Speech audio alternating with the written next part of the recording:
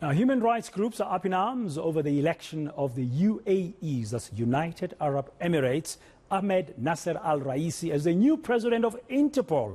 Al-Raisi has been accused of overseeing torture and mistreatment, of course, in the UAE. Is now being sued, for example, by two British nationals who were held there in 2018 and 2019. Well, to discuss the meaning of all of this, I'm joined now by Dr. Jakkie Cilliers, from the Institute for Security Studies. Good afternoon, sir. This is very interesting appointment. Although I understand the role of the president of Interpol is largely ceremonial, could this really have been a bad move by Interpol? Well, the previous disgraced president of Interpol was a South African, Jakkie Cilliers, who was eventually resigned as president of Interpol in 2008. Now, the Interpol have just had their recent annual general meeting, and at this process, they elected the executive council and their president for 4 years. And these are people, normally the president is elected by the country that hosts the meeting. And in this instance, the meeting was hosted in Turkey. So a lot of lobbying ahead of time, but it probably was a fairly predictable end result that the representative from Turkey, from the UAE, would be become the president of Interpol after quite a bit of haggling ahead of time. Yeah, I've seen a report that also suggests that there could be some funding that has happened, by the UAE, and that people are linking that generous funding by the UAE to his appointment, like he bought the position. Yeah, it's quite possible. I mean, Interpol is an international policing agency. It's got 195 members. It's got a budget of about 160 million euros, which is not massive. I think about half of that comes from member contributions. The rest is raised from so-called project funding. And it is possible, I don't know the details, that the UAE have supported a number of projects at Interpol. But I think that this normally has quite a long gestation. Mr. al-Raisi has been serving on the executive committee of Interpol for the last 3 years, as I understand it. And normally you would find that a member of the executive committee then applies and lobbies to become the president of Interpol, which is, I think, what happened in this instance.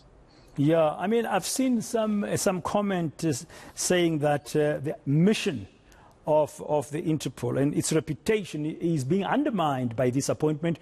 You, in answering the first question, reminded our viewers about our own late Jakkie Cilliers and his position at Interpol, which was also, I guess, at the time, reputationally damaging. Could this move, in your view, damage Interpol's reputation?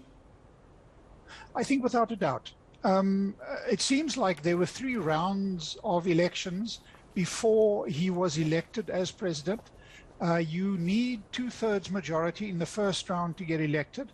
He didn't get that, and in the 3rd round, I think you only need 50%. He got, I think, about 69% in the 3rd round, which would indicate that his election was not a walk in the park.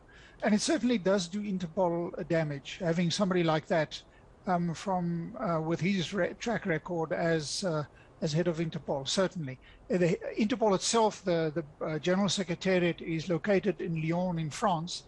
But its role over the recent years has declined as organizations like Europol has taken greater responsibility, for example, for policing cooperation in Europe.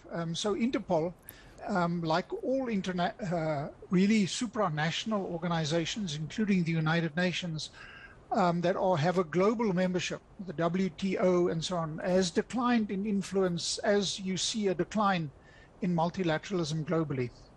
Yeah, I mean, Interpol is run on a day-to-day basis by a Secretary General, as we understand, and this role of president that al-Raisi has got is more ceremonial and voluntary. Yeah. But if its standing will be affected, as you've just explained, against other more effective organizations or organs that are fighting crime globally and in different continents like Europol that you've mentioned, should we worry as South Africans that maybe Interpol is not what it used to be?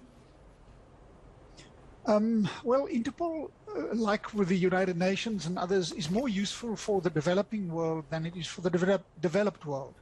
You see globally a thrust towards greater regionalization.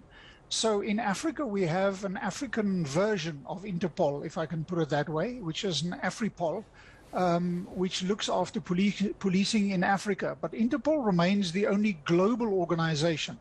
So organizations like Europol, AfriPol, and so on work on a regional basis, and they are part of the Interpol broad structure. But what we are seeing is we are seeing a steady decline in the role, the utility of truly global organizations. Another one that you can think of is the WTO, the World Trade Organization, that is no longer playing the role that it used to because everybody is going for regional trade agreements, including Africa, with the African Continental Free Trade Area.